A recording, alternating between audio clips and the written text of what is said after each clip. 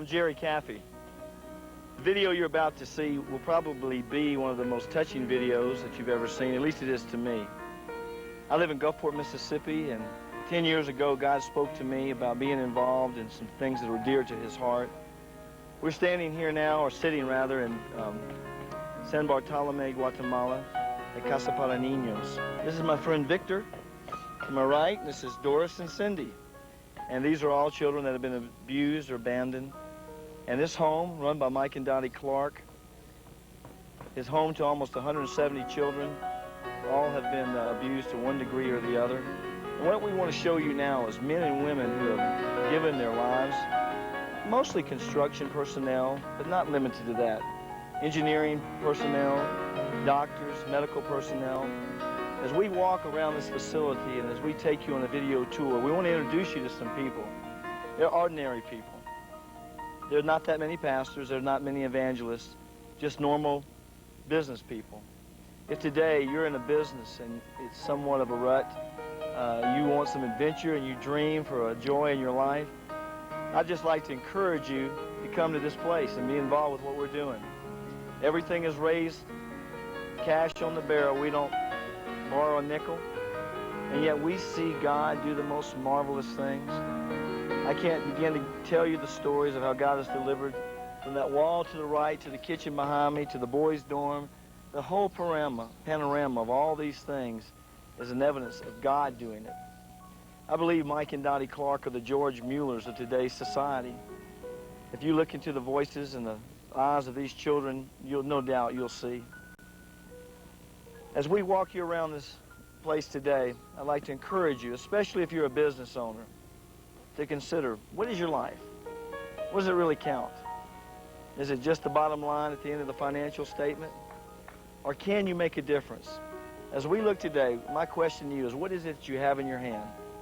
And if it's something that you know God can use, or even if it's something you don't, I want to encourage you.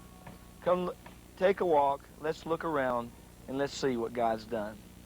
Mike and Dottie Clark exemplify the fact that power is perfected in weakness. In 1987, Mike and Dottie Clark were pastoring a church in Lake Charles, Louisiana. They had an orphanage, they had a pastorate, and a school. Life seemed to be at its fullest. Throughout their life, it had been characterized by ministry to children. Prior to 1987, 3 of their small children died from various causes to give them a life that had pain as it related to children. In 1987, Mike went on a mission trip to Guatemala. What he saw gripped his heart with a great degree. It brought tears to the eyes of a man who doesn't normally cry. And when he returned home on the following of that mission trip, Dottie knew it was time to go to Guatemala. She asked the question, "When do we leave, Mike?"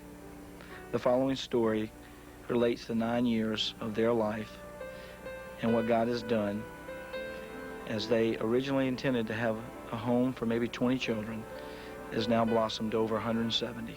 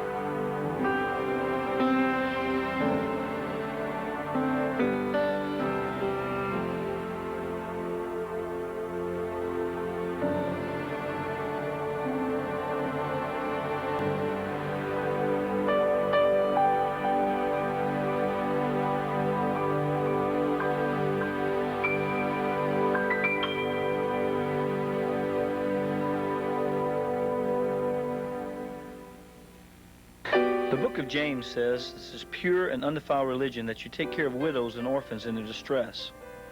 What we've found that this means is that if you will go where God's heart is, you'll always find him working there.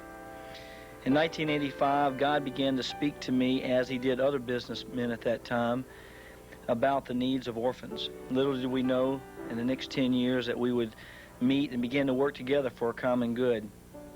In the following 10 years, my business consisted of construction and rapid development for design and development of construction needs. I share the common ups and downs of most businesses and began to wonder what there was to business more than just the bottom line. During this time, God began to speak to me about investing into the lives of others. He also began to speak to other businessmen around me from other parts of the country, others that I didn't know. I incurred a debt of over $400,000.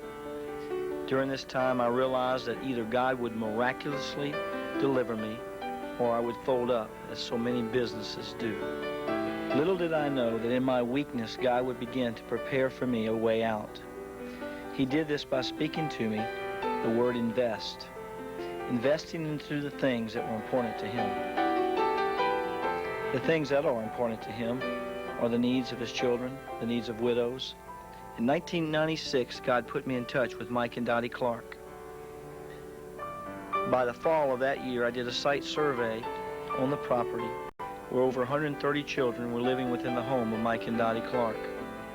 Mike and Dottie were very unpretentious and unassuming.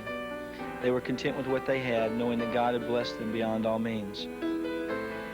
During that time, I began to meet other businessmen that had the same vision and the same heart to take the things that God had given them to invest into the lives of others. By December of that year, we saw over 33 men come together and well over $50,000 to $6,000 supplied through prayer only to provide a generator, housing, clinic upgrades, and food kitchen equipment. In a 6-day period, a 2-story, 1,200 square foot home was built.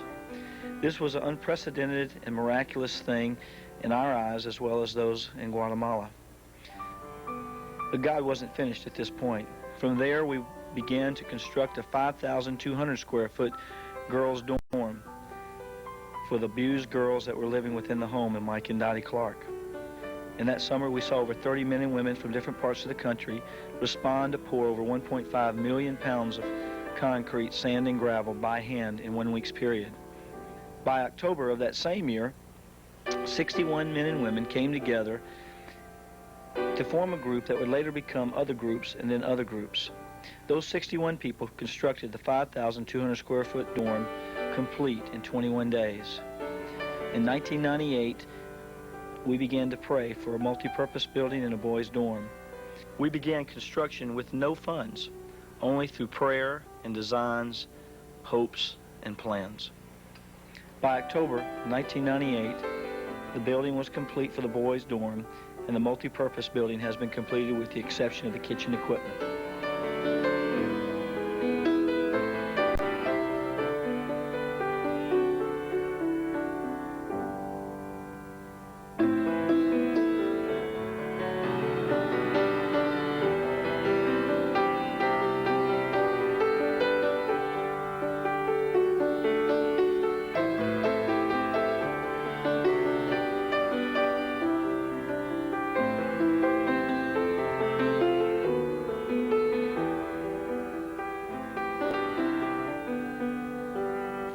As you can see, this is the kitchen facility. Gosh, it's 4:25. The guys have been working night and day.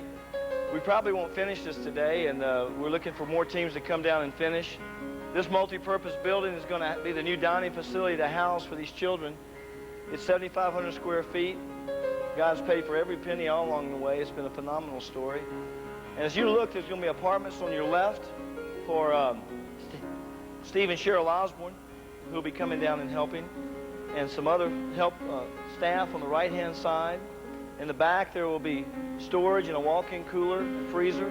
Behind that, the washateria and laundry area. But this main area that you're looking in right here is unfinished. Right now, we don't have any kitchen equipment. We're still trying to just trust God for this and believing that He who began this good work is going to perfect it. As you watch this video, it may be that God's speaking to you now. It may be that this is something God would put on your heart. For 170 children, and we're believing for 200, and further from that, I believe Mike and Dottie have upwards designs up to 2,000 that God permits. But this would be the starting point.